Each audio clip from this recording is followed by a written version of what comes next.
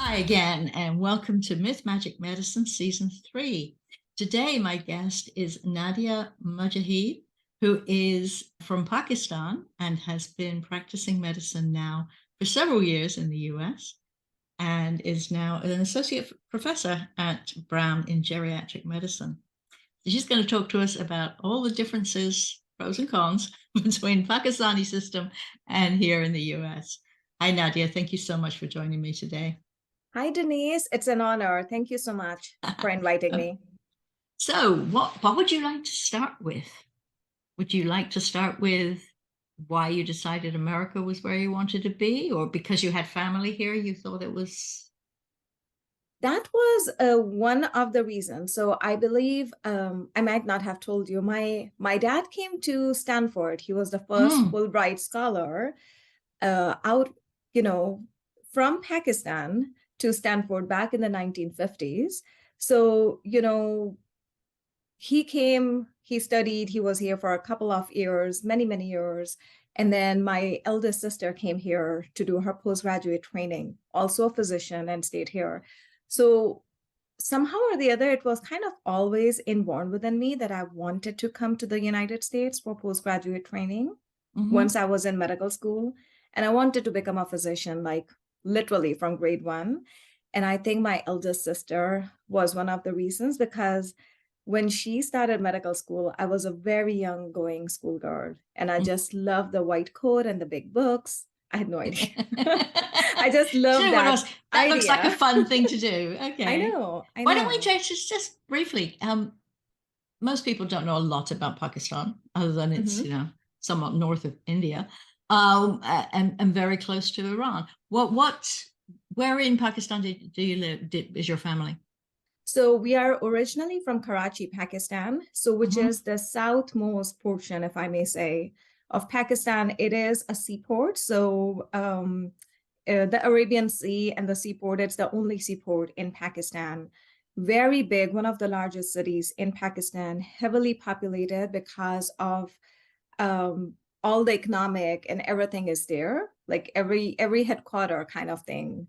Um, and highly based, I would say, like a lot of educated people, a lot of educational institutes are in Karachi. So a Okay. robust, it's also called the City of Lights. That's where we are from.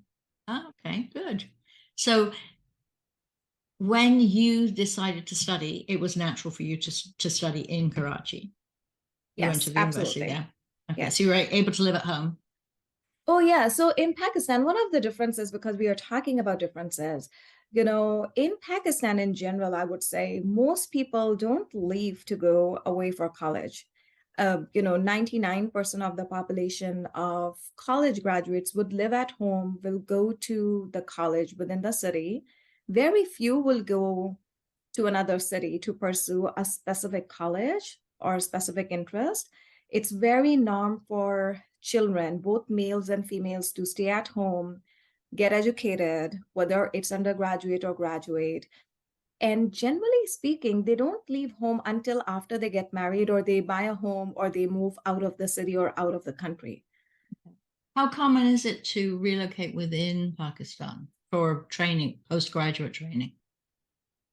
Because I am from the larger city and a lot of people, I mean, I had all the institutes, we didn't have to, right? There hmm were few people. It would be hard for me to give a percentage because I don't want to give like misinform people. hmm People would come to Karachi from within Pakistan to be educated.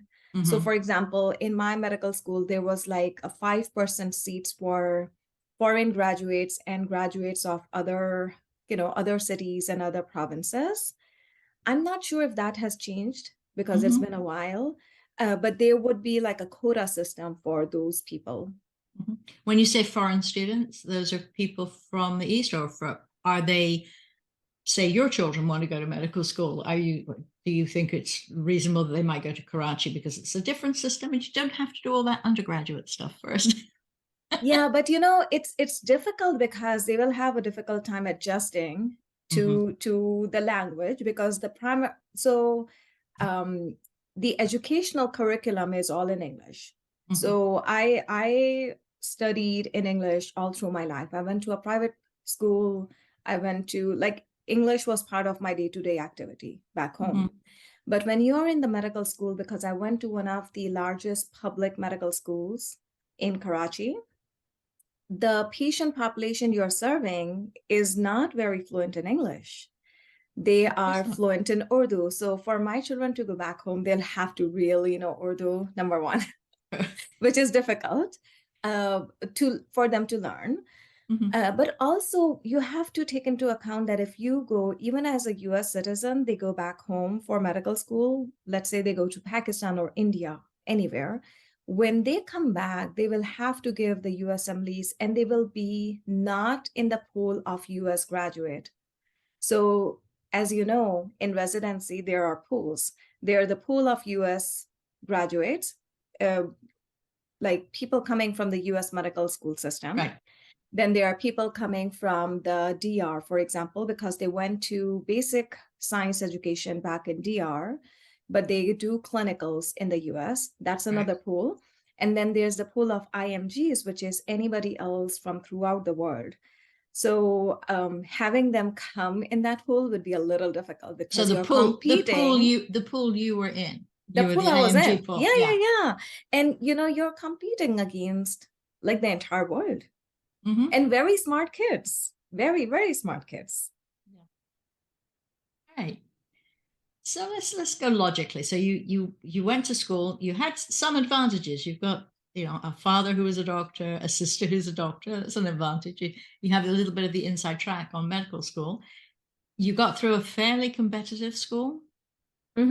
So just to mention, my father was not a physician. Oh, I'm sorry. He was PhD, and he was a scholar, but he was not a medical doctor. The medical school was, I would say, when I started, it was the first year when they started doing the entry testing.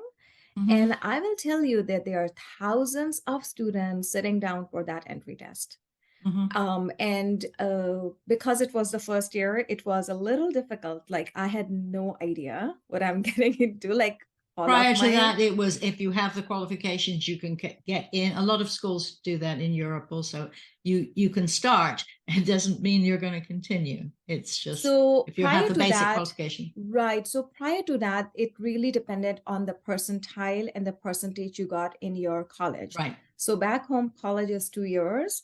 And depending on what percentage you have, so if you have, for example, 90% and 93%, you're going to get I may have to cut this out just to restart it. But when you say, some people say college when they mean high school. You at what age are you when you enter medical school? You're 18. You're 18. So college is the last 2 years of years. It's the last 2 years of secondary education. Yes. So it's not equivalent to an associate's degree. No, it's not. No, it's not. So you do high school, which is either 10 classes, which is the matriculate system, or you may be able to do the British system, which is O levels and then A levels. Right. And then if you do A levels, you do not do college. That's equivalent of college. And then you apply for medical school or engineering school. I did 10 years of schooling with the matriculate system, and then 2 years of college, in which my area of study was pre-medical. So, everything science related. Okay. And depending on what percentile and what percentage, what the result is, the top, 300 students will get into the first, the top college. And I'm talking about the public medical school. Yeah. And then the next 300 or 400, the class sizes are huge back home. We'll get into the other college. So that's how it is. And then people who might not get into the public medical schools, they would apply for private schools. There are 1 or 2 really sought after private schools in which people, even if they get into the public school, they really want to get into that private school. They are extremely expensive. But they also are, extremely expensive, but highly competitive. Now you're speaking expensive based on the local economy. presumably Yes. not expensive like the US system is. Well, the US system is very expensive, but even back home, their semester would be, I'll have to do a conversion in my head, but let's say I did 5 years of medical school for back home in 20,000 rupees, I think. That was pretty much it. 20 or 22,000 Not rupees. each year, the entirety. 5 years, yes. Yeah. And the private school my sister went to, the Hahan University at that time, I think per year was a couple of lakhs. And right now, each year or each 3 months is a couple of lakhs, like 1,000 times more than the public school. So not everybody can afford it. Yeah. Very few people can afford it. But there are a number of public schools that people can get into, or is there just the one in Karachi? No. There are a couple. So two main ones that I remember, it is a lot of private schools have come up as well, but there are two main public schools. And again, the class sizes are significantly, the number of students is significantly high. So 300 or 400 students each class. So now does the first year for the most part pass into the second year, or is there a bottleneck? Okay. They do. If somebody gets a supply, that's what they call it. Like if they fail a certain subject, they have the ability to sit down again for the test in a couple of months, I think 1 or 2 months. Thank goodness I never had to go through it. I don't know necessarily. And then if you pass it, you move on. If you still fail, you stay back. It's okay. Do you have to repeat the entire year, or you're able to study just for that one thing that you missed? I think you sit down for this supplementary again, and I believe, if I'm not wrong, if you fail it again, you stay back for the entire year. Yeah. Okay. Yeah. All right. So you didn't have to do that. I didn't have to do that. So now I'm thinking what happened to my friends. A couple of them had that. And I will tell you, they are pretty strict because it's not only the written examination, it's also the viva. So a lot of times people would do really well in the written exam, but if you fail the viva, which is the oral examination, you have to sit down for the entire exam, which is the written and the viva. And I will also just say this, that back home, at least my experience were, it's not only your medical knowledge, but how you present yourself. Sometimes certain professors would be very strict, and they will, sometimes we felt like, oh my God, we know this thing, but they would only pass a certain number of students. Yeah.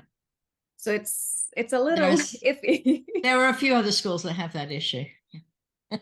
Right. There's also a few schools that I'm familiar with where if you are unlucky and you have one of those, maybe the next year somebody else is teaching, so you'll be able to get, but then if that subject's only that prof, it's going to be really hard. Right. Yeah. Right. However, that's not a Pakistani issue. That is definitely a worldwide issue for many of us. So what you decided pretty much from the get-go, you were going to try and come to the US to get your postgraduate, but you chose after you graduated from medical school to take an internship in Karachi? I did, in the same medical, the main hospital I went to was the Jinnah Medical Postgraduate Center. It's the largest public hospital in Pakistan. So it serves a patient population like, I don't know, from throughout Pakistan. Like people from remote cases will travel to come and be seen because it's a public healthcare system. And as I mentioned, it's one of the largest. It is the largest hospital. So I did the 3 years of clinical medicine was right there because my medical school is associated with it, just back to back, side to side. And I did my internship there as well. Let's get a little bit medical. What did you see as the biggest, most common medical issue that you saw when you were in clinical? Lots of things. I will tell you, I saw very complicated patients there. Mhm. When you were asking me right now, I vividly remember this female, and this is like almost 20 years ago that I'm talking about it, almost Mhm. like because I'm talking about the clinical rotation. I saw this lady who had a thyroid mass, the goiter. It was almost like half the size of her face, and Mhm. she had lived with it for many, many years. She was living from the most northern portion of Pakistan. And after many years, when she could no longer swallow, that's when she and her family came all the way down to Karachi to get it seen. Like, Was she not able to find a doctor there who was able to diagnose and treat this, or was it a financial thing? I Was think it? like, so a combination, she was coming from a very remote portion of Mhm. Pakistan, so there are not necessarily a lot of clinics and hospitals. Even if there are, I think a lot of people sometimes in Pakistan or maybe in other poor, underdeveloped countries will wait until they can no longer function. Mhm. There's not a lot of focus on preventive care in Pakistan, if I may say. So imagine having this much of something coming from your neck. Um, it had to be a couple of years. It had to be like Mhm. 8 years or so. But I would see a lot of these rare, very complicated things that I've never seen here in the US, which is great. But you see a lot of complicated things back home. Mhm. Yeah. I don't qualify as a guest on this show because I was already living in the US and then I went away to medical school. And, but I commonly saw complications of measles, which Americans had not seen. I routinely saw people who were victims of polio. I very commonly saw tuberculosis, Oh, which yes, is me too. I was just which gonna is say, more common now in the US than it was. But it one of the advantages of training abroad, all you people who think America's wonderful, it is, but you learn to think on your feet a little bit if you're in a country that's underfunded. oh, You don't have all absolutely. these things. And if I may say, I think if I may say, my clinical diagnosis is really, really well because Mhm. we cannot order lab No, work on you can't. every single patient every single day. We just cannot because even if it is a public healthcare system like the hospital, they still have to pay. So Hmm. somebody who is selling their cattle or a cow to come down to Karachi, to live somewhere in Karachi and to seek medical help, I, as a physician or house officer, we had to really think, do we really need the test? The CT scan was, at that time, there was a CT scan, there was a machine, but you, again, really had to justify the Yeah. use. You really had to even justify the use of x-rays and whatnot. Yes, they were available, but we really, really had to. Now, same city across town from where my sister trained, Khan, it's a private entity, it's a private hospital.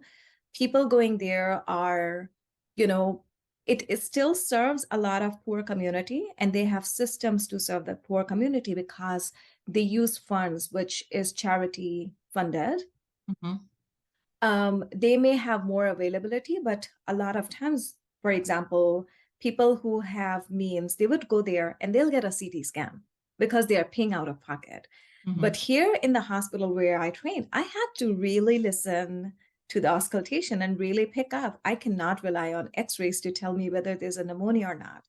So I think the clinical diagnosis of physicians who were trained back home, anywhere in the world, I think, where there are limited resources, um, you really you really get to pick up diagnoses. Yeah. Also, the other thing is, and that is a limitation back home. Again, I'm talking about the public health system, the public hospital. There are maybe 4 or 5 antibiotics that you have to choose from. So that might not be the best antibiotic to treat that pneumonia, but you only have those 5 antibiotics to choose from, and you pick one app and you treat the patient and you hope that it helps. and the diagnosis is, the condition is treated. Are those antibiotics available if you have sufficient funds? Or is there just no, but from research, other places have other things? Right. There's a So lot of again, pharmaceutical companies in India. in Pakistan too, yes. Yeah. But again, when we are really talking about people with limited resources, like people we really might only have these 3 or 4 antibiotics to choose from. Yeah. Yes, if somebody is, and there is a lot of charity that happens in Pakistan, quite honestly. A lot of hospital systems, maybe fully for people of low resources, actually fund their medications and their medical illness diagnosis and treatments. But again, what if you cannot? Then you have to kind of choose. So what else? You said you saw tuberculosis and a lot. And now that you're talking about it,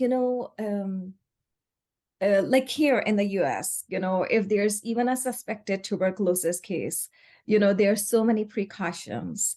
There's the flow and the gloves and the gowns and this and that and the respiratory precautions.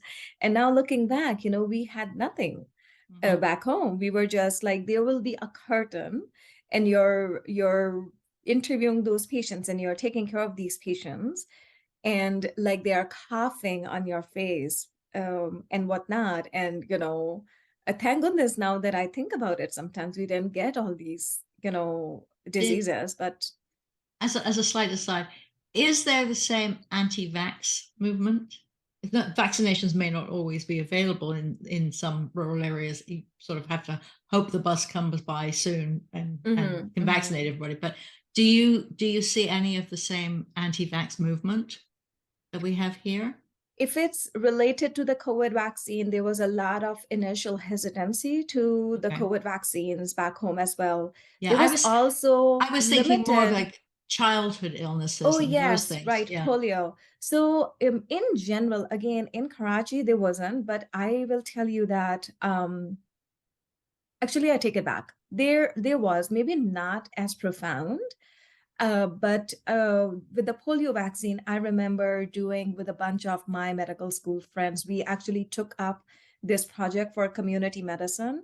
And we actually went in these huge buildings. There were like, maybe 40 apartments in these buildings, like high risers in a, I don't want to call it rural, but in a more lower socioeconomic area of the city. And we would literally go from door to door, ringing the bells and knocking the doors and convince them to give polio vaccines. And even then, a lot of people were really good about, yes, go ahead and give it. It was the oral polio vaccine. And then there were still a lot of people who would say, no, what if there's something? And so, yes, You do. That's now that you're asking me. That's disappointing. Yeah, absolutely. I originally trained as a pediatrician. I moved into emergency medicine, but I originally trained in peds, and it just broke my heart. When I was an intern, we had to intubate an 8-month-old who was too young at that time, measles shots given at 15 months. And it was a mini outbreak, not that many in New York City. You can get a lot of people. And we had to intubate her because she had that severe tracheitis that was sometimes given. Oh my goodness. She still had a trach when I left fellowship. I was an intern when she was 2. Oh my goodness. I'm so sorry. Yeah, it was my child, but it felt like it. but yeah, it's a sad story.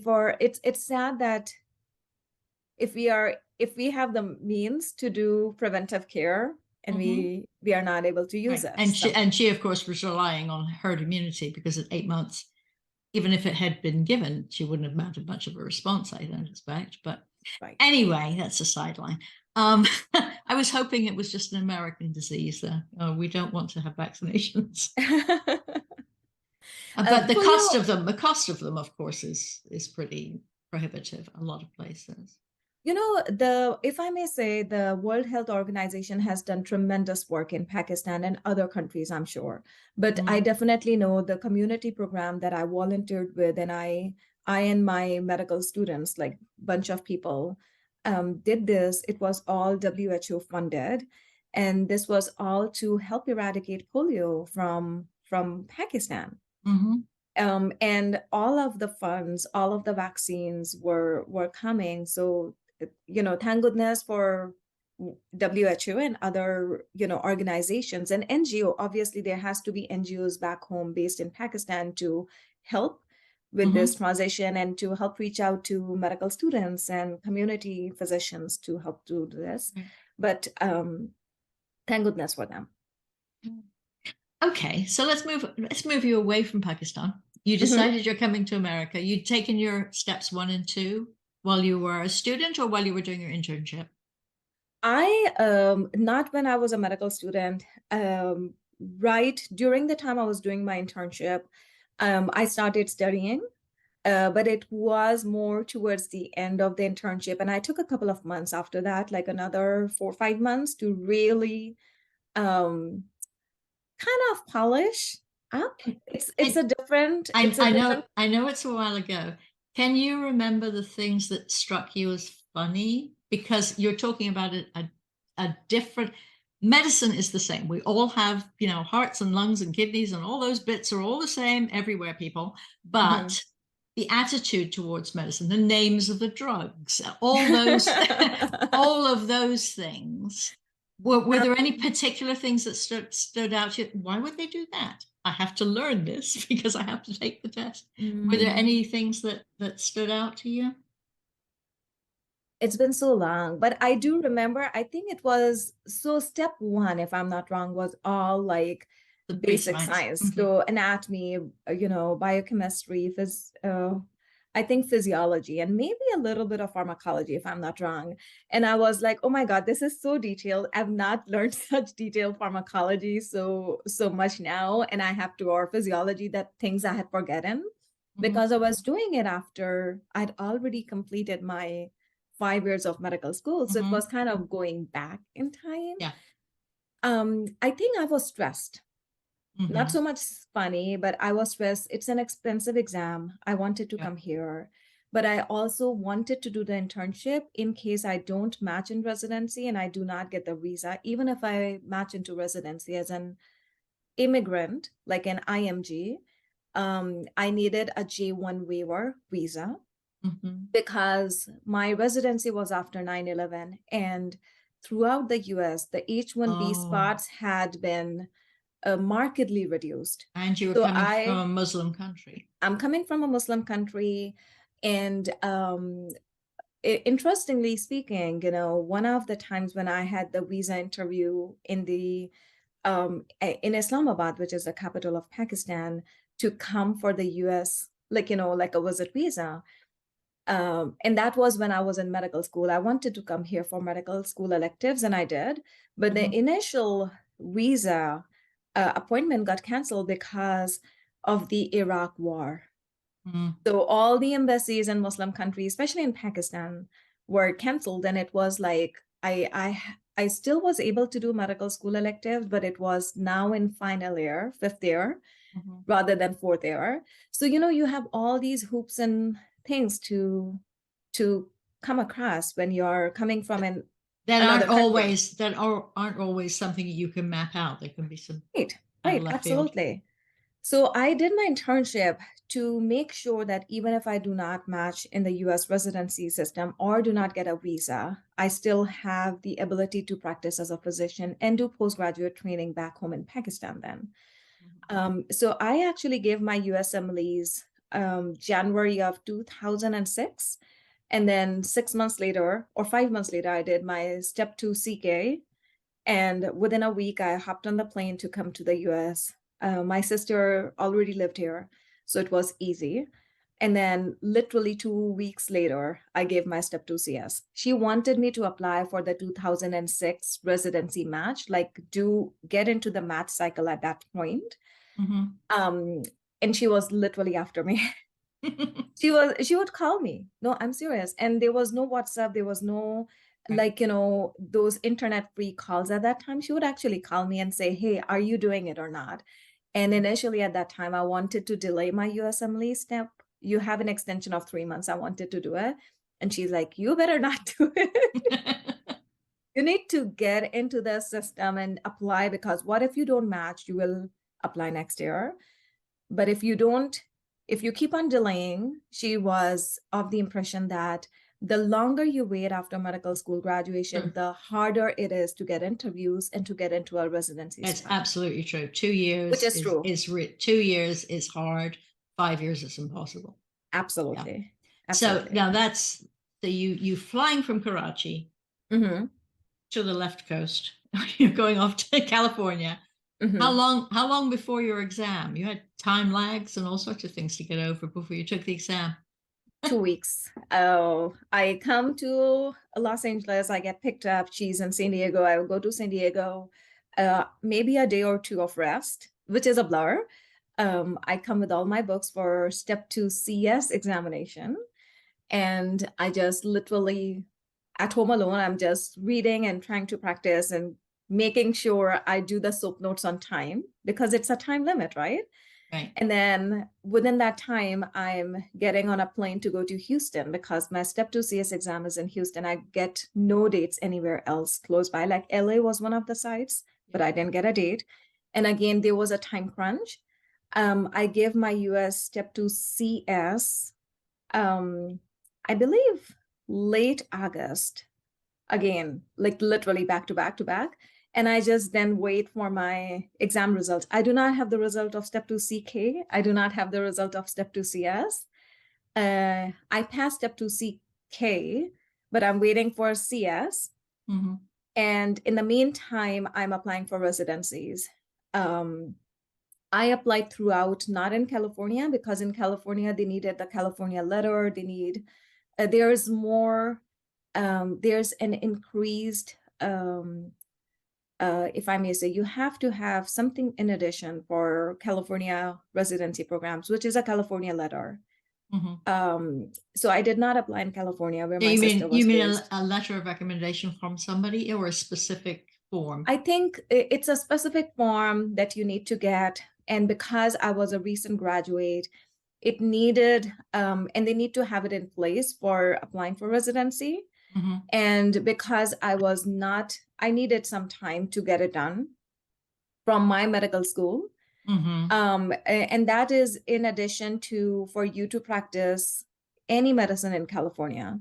Mm-hmm. So I took California off my list, but I applied widely throughout the US.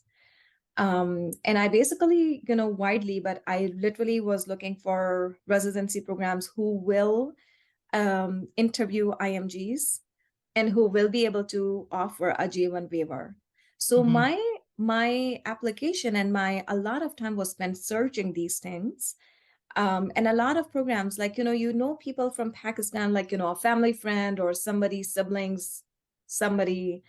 But a lot of the programs that I got to know had offered H-1B visa, but Mm-hmm. now that was not a choice.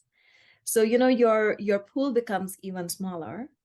Actually, there will be a lot of the people who listen to this. It's not a massive audience, but although doctors are very familiar with the term J1 visa, most don't really understand what it is unless they've had to use one. Mhm. And very few people understand all the H1, H2 visas. Those are very, so could you speak very briefly to what the criteria are for those two? Sure. So, a J1 waiver or a J1 visa is if you get into a residency in the United States, the ECFMG, which is the one that kind of overlooks the postgraduate training in the US, will send a letter and say you have received, you're in, let me think for a second. It doesn't oversee US graduate. It's the umbrella that all foreign trained people must be under. You have to be Yes. certified by them in order to Right. proceed. Yes. Yes, thank you. Thank you. And then what you basically, a J1 waiver is that you will be granted a visa to stay in the United States for postgraduate training It can be as long as 7 years. So you can do 3 years of residency and up to 4 years of fellowship. So a total of 7 years in the J1 waiver. But the point of a waiver is that after you are done with the postgraduate training, you return to your country of origin for 3 years.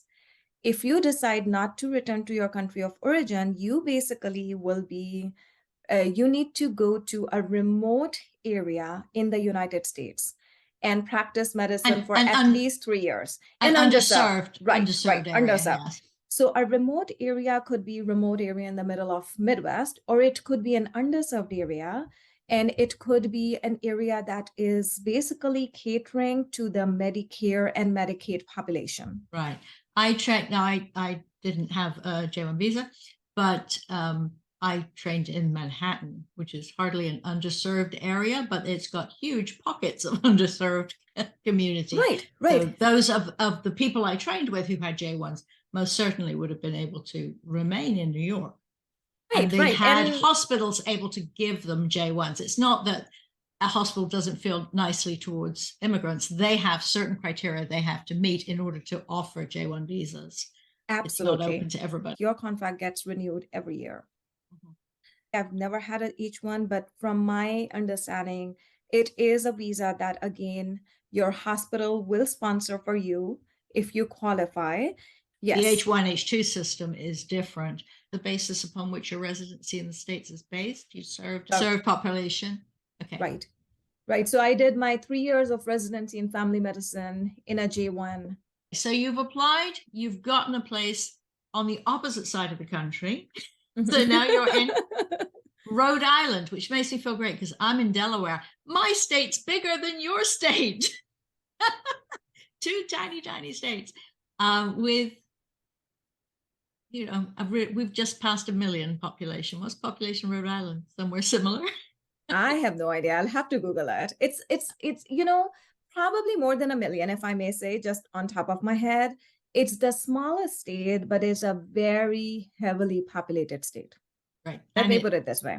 And it is also the home of Brown University, which is definitely a Right. name most people will recognize. So Right. Exactly. So you got a residency there. Mhm. How hard was it to adjust from California to Rhode Island? Quite different climate. Very different climate. You know, I had a very different mindset, if I may say, Denise. I was not really looking for location. I only had, so I'm just gonna give you one quick more information. I was very lucky to get into residency. I gave all these exams, I applied for residency, I started my research. I got no interviews until around after the Christmas of 2006. So most of the interview slots are already gone. I got ECFMG certified December 22nd, 2006. So right after Christmas, when likely the offices and the, you know, the secretaries were back to work after Christmas, they saw that I was ECFMG certified. So within a week, I got 3 interviews. Good. But that's not a lot. You know, you know that, and no, but they aren't bad ones either. I mean, that was right. And all 3 were in the specialty I'd chosen, which was family medicine. And I was just going to give the best shot ever to the people who had actually invited me for interviews. So in January, I went to all over the place. I came to I had one interview in Milwaukee, remote area, family medicine. I had another interview in West Virginia, and then my third and last interview was in Providence, Rhode Island. And you know, I go back, I wait, and then you know, I magically match at Brown for family medicine. So when I moved to Rhode Island, the weather was different. I had no family. I didn't have a sister and a brother-in-law and nephews, right? I do know people here in Rhode Island through my sister. Her sisters, you know, juniors from medical school and whatnot. But my mindset was very different. I was here for 3 years. I was going to do the best possible job. I was going to learn a lot. And then I'm gonna go and maybe live somewhere close to my sister. That was my mindset. So, weather and cold and snow was not something that I was fixated on or thinking about. I was literally on the get-go, head down, learning, doing what I needed to do, and making friends and whatnot, and making a community. But literally, my mindset was very different at that time. It was it was like being in college. This is where I am now, but not where I'm This is what I going. am. And I was very grateful. I was like, they have given me the opportunity. So I'm gonna do XYZ, and I'm gonna do the best thing possible. I was the chief scheduler in my third year. In family medicine, the chiefs are generally in the third year. So I was one of the chiefs. We had a total of 4 chiefs. I was one of the chiefs. Almost at the end of my third year residency, I was always interested in geriatrics. I was like, maybe I should do a attending position for 3 years, because I did not want to go back to Pakistan. I wanted to go and take care of the waiver position. So going to pick up a job to do the underserved population. And then I remember one of my attendings mentors in family medicine, Dr. Goldberg, said, why do you want to go and do an attending position? Why don't you just go and do a fellowship first? It's a year. And then you can always go back you can always go and start earning as an attending. And I took it as wise, and I applied to one geriatric medicine fellowship program here in Brown, because I just wanted to not move for a year. And so I had done. It hadn't been on the radar, geriatrics? I was contemplating, but I was not I literally had already interviewed for primary care positions, a couple of slots. And again, because I needed a waiver, I was looking October of my third year in residency. So I was looking almost 8 months before I was graduating. You only have 30 spots for a waiver position each state. So Rhode Island is a very small state. It has 30 spots, and so has Texas. It's a huge state. Crazy. So the competition in Rhode Island is not as robust as in other heavily populated states. So I was looking for primary care positions, and I'd interviewed a couple of places. And then he mentioned to me, why don't you just go and do the fellowship? And I was like, you're right. And I had done my geriatric medicine electives at Brown, again, across within the same city. And I literally just, went and I did an application, and they called me for the interview, and I got into it. And I'm so blessed to have had that opportunity. Things just lined up. In the start of the fellowship, I thought I'll go back to being a primary care, and I never did. Within 2 or 3 months of me being a fellow at Brown Geriatrics, my division director called me and asked me if I would be interested in joining them as faculty. So, and it would be an academic position. It would be a new program that I would be starting as a geriatric co-manager with an orthopedic surgical subspecialty. And it was for me, again, things just lined up. It was a robust opportunity. I would be doing a waiver in a huge academic teaching center. I would not be moving cities and places. And it was an opportunity with a lot of growth. And I said yes, and I've never left it. I've never looked back. You don't see any reason to move from where you are now? I see even no even reason. the weather, even the weather. Okay. At what point in all of this did you have children? Because I know you got 2 small children. I did not had any children during my residency or fellowship. I wasn't attending at least 3 years when me and my husband decided, okay. Yes, right. And, my husband is a physician too, and we did 3 years of long-term relationship, because when I was doing my fellowship, he started his residency out of state. And I we had both decided we don't want to have any children until we are back to living together. Yeah. And it made sense for us. Yeah. What's his residency? What was his specialty? His residency was in Louisiana. He did internal medicine in Shreveport, Louisiana, and then moved back home to do his J1 waiver requirement. Was Rhode Island home for him, or just where he'd gone to medical school and then moved? No, he's from Pakistan too. Same medical school as myself. Rhode Island was home for us the entirety of me coming here as a resident. And when I was doing residency, he was working as a research assistant at the BI Medical Center up in Boston. So he used to take the train early morning, go there, do his research, and then come back. That's nice. Okay. So we talked about what was the difference between your Karachi internship and the one you got to do again here, because you always start at the beginning in America. Very occasionally, that's not quite true. Very occasionally, people will place into fellowship if the people are senior physicians coming from abroad. But right. The general thing is you basically start again, and no matter how experienced you are abroad, you will have to go through some degree of graduate medical training in the US in order to have a license. This is not so in many countries, but absolutely, here it is. So what you must remember internship, if only because it was such long hours. both of them probably very long hours. What was the biggest difference for you? Or surprising similarity?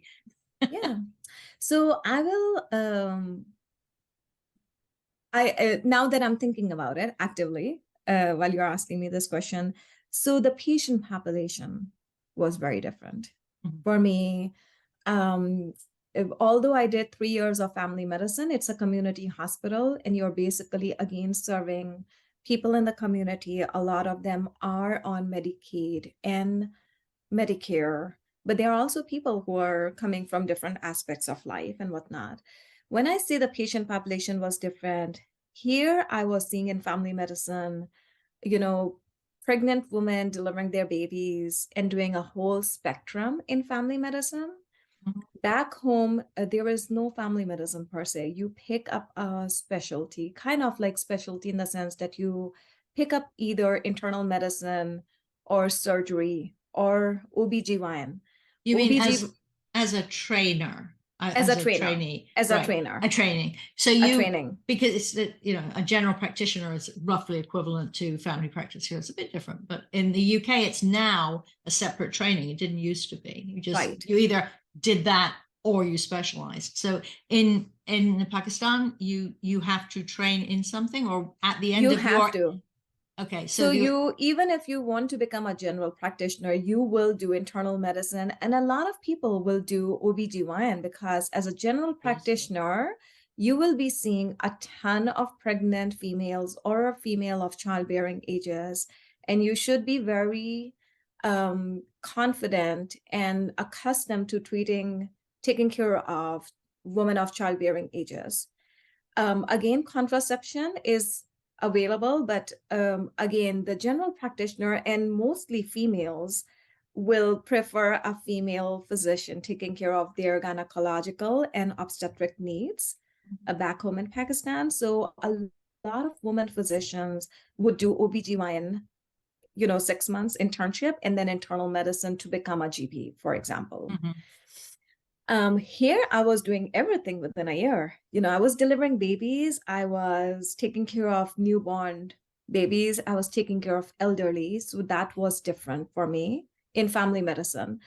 And it was challenging as well, if I may say. You do 2 months of OBGYN in family medicine here. You get really, really, really good at it. And then you go, the next ward is internal medicine. And you see nobody prenatal, you're really taking care of pancreatitis and CHF and pneumonia. So you switch a lot, but also that makes you really learn a lot in family medicine. The other thing was back home, I pretty much knew the system, right? It was the same hospital where I had done 3 years of clinical medicine. The professors, some of the nurses knew me.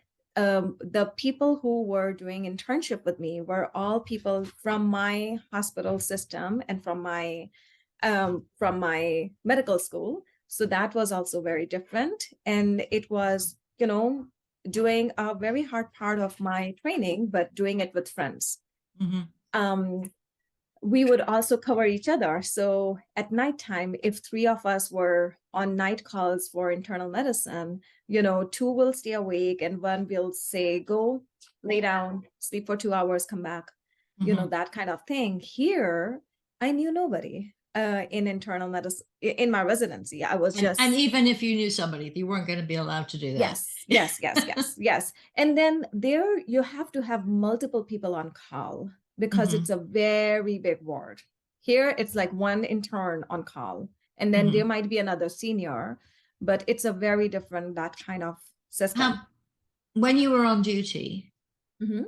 during the day, not night call, obviously is different, but during the day, how big was the actual patient load for you? Not the emergency, come here and help me, I need another body, but how many people were you responsible for as an intern, through which you had to report through the ranks to everybody else that was responsible? In Pakistan or here? In Pakistan first, and then here. Um, you know, uh, in Pakistan during morning hours, because there was a lot of house staff, we didn't had a lot of patients, maybe 5 people Okay, and so each. here It it was would, different. it would, it was much more. Yeah. 7 to 8, there was a cap of 10, no more than 10 when I started internship. And when you were a third year, how many were you responsible for? I Because think, obviously all the juniors were reporting to the higher people. right. So in the UN, when I was training, I usually had 10 or 15 people as an intern, and or maybe 10 to 12. But as a senior, during the day I had two interns under me. So as a Mhm. senior, I would have both of theirs to worry about. Yes, And at yes, night, I had multiples to worry about because there's only one right, senior at night. right. So I just want to look at the patient load I for think as interns. a senior, you pretty much had the interns, you had 2 interns, and the interns each could carry 10. We tried not to give them 10 maximum because that was a little bit too hard for them to complete, especially Mhm. because when I became the senior, there were work hour restrictions for interns. So I was supposed to carry, like follow up on imaging and things like that anyway, but you could have a total of 2 or 3 by yourself. So maybe like 20 to 23 as a senior. We tried not to have that max because we thought that that's too much for even a senior resident to related to patient safety, basically. And one other patient difference was also, if I may say, the patient, how they treat physicians. Back home, Mhm. physicians are treated like literally like kind of gods and goddesses. They would respect you a lot. Like literally, they would be, again, I'm talking about the public health, the largest hospital system where I trained and I was serving as a house officer. Mhm. So me going in, they would be literally um, giving me a lot of greetings, putting me like treating me with the utmost respect, and also like really thanking for the services. They were very grateful, the patients and their families. When Like I would say, like to the point that as of they are uh like kind of worshiping, kind of. Yeah. So we don't really want that, but we would like respect for our for our Yes, yes, knowledge. yes. You don't want that We either, want to be but worshipped. It right, is a job in some ways, right, but it's a job right, that comes at, it's not just I do this for several hours and I get money at the end of it. There's a whole lot of other costs to the physician. And I right. think we want recognition of that. Right. And now, I mean, here it's like, yeah, depends. They might respect you, or they might say, okay, you're an intern. I don't know. I Where just is the attending? yes, that There's a lot of, or I just looked this up and they suggest on Twitter that I should do this instead of your brilliant advice. yes. And here I will be honest with you. So back home again, there's that. Another difference, if I may say, is something that I've encountered, not uncommonly. in the US. I am in academia. I am in, as a faculty, I work very closely with fellows. Mhm. It is not uncommon over the last couple of years, especially over the last 4 or 5 years, that I've had fellows who were older than me, and they were males, because they went on to doing something else. They did primary care, or they did something else, or they Mhm. went into primary practice for 5 or 8 years, got burnt out, and came back to doing geriatric Right. medicine Mhm. fellowship.